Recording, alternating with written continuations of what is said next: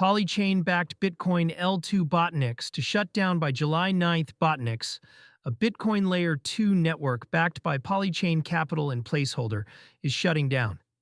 The team told users on June 10th to withdraw their Bitcoin and other assets by July 9th.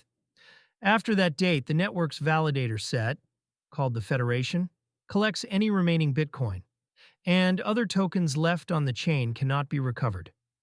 The announcement was first flagged by Wu Blockchain and confirmed in a notice carried by Gate News. The wind down is orderly rather than an exploit or a sudden halt, but the practical effect for anyone with funds on Botanix is the same. There's a hard deadline, and missing it means losing access to whatever is left behind.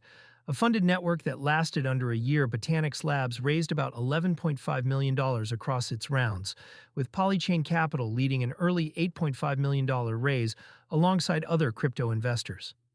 The chain went live on mainnet around July 2025, pitching itself as an EVM-compatible Bitcoin Layer 2 with roughly 5-second block times and a spread-out validator federation, instead of a single sequencer. Less than a year later, it is closing.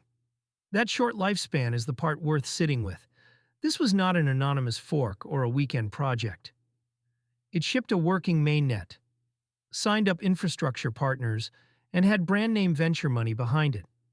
The shutdown is a reminder that funding and a live product do not guarantee a network stays online long enough to be a safe place to park assets.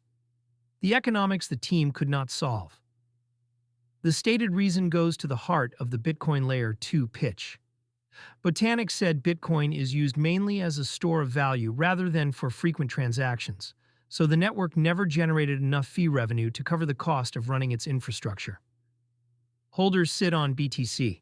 They do not move it around an EVM chain often enough to pay for validators, sequencing, and the rest of the stack. That tension has shadowed Bitcoin scaling efforts for years. Ethereum rollups can lean on a large base of users who actively trade, lend, and mint on-chain, which produces a steady stream of fees. A Bitcoin L2 is trying to monetize an asset whose core user behavior is holding and waiting. When the activity does not show up, the spreadsheet does not close, and a venture-funded team eventually has to choose between subsidizing the network indefinitely or shutting it down. Botanix chose the second. The exit risk most users never price in. The lesson here is not specific to Botanix. Anytime you move assets onto a separate chain, a bridge, or a custodial venue, you are trusting that the operator keeps the lights on. That trust is usually invisible until a deadline like July 9 appears. The chain working today says nothing about whether it will be running and processing withdrawals next quarter. This is the case for keeping an exit path in mind before you commit funds, and for favoring spending and storage from your own wallet, wherever the option exists. Self-custody does not remove every risk, but it removes the specific one on display here.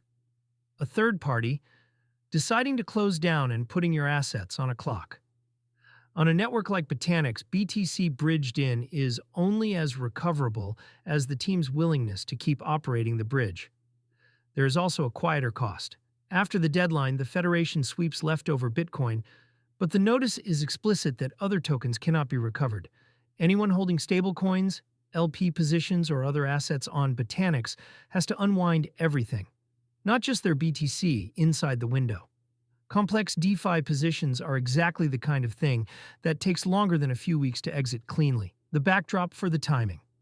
The shutdown lands during a brutal stretch for crypto.